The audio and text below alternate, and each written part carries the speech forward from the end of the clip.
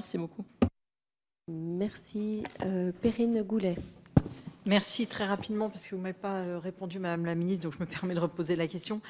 On se rend compte que dès qu'on fait ce type d'enseignement, et notamment pour avoir discuté avec l'association Papillon qui pose des boîtes aux lettres quand elle le peut, parce qu'il y a un peu de blocage, et on en rediscutera, eh bien les enfants, la parole se libère. Or, on se rend compte que les enseignants ne sont pas forcément très bien formés. Ma fille sortant de l'INSPE, si vous voulez que je vous parle de la formation sur les informations préoccupantes, c'est pas loin de zéro. Donc je pense qu'il est important qu'on regarde comment on forme mieux les enseignants sur l'information préoccupante et du coup comment les rectorats départementaux peuvent appuyer les enseignants qui se retrouvent face à des informations préoccupantes. Parce que en développant ces enseignements, on va forcément avoir des enfants qui vont se rendre compte qu'ils sont victimes. Le deuxième sujet, vous parlez tout à l'heure que c'est le directeur d'école qui orientera.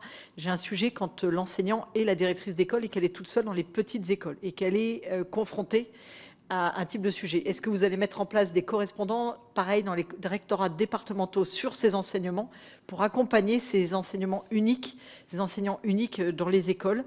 Et enfin, les collègues l'ont un petit peu abordé, mais on a quand même un gros besoin d'une campagne de communication auprès des parents pour qu'ils comprennent que non, on ne va pas apprendre certains actes sexuels aux enfants, mais on va plutôt leur apprendre ce qu'est leur corps et comment se défendre vis-à-vis de certaines agressions. Et avez-vous prévu une campagne de com à cet effet? Je vous remercie. Merci. Et enfin,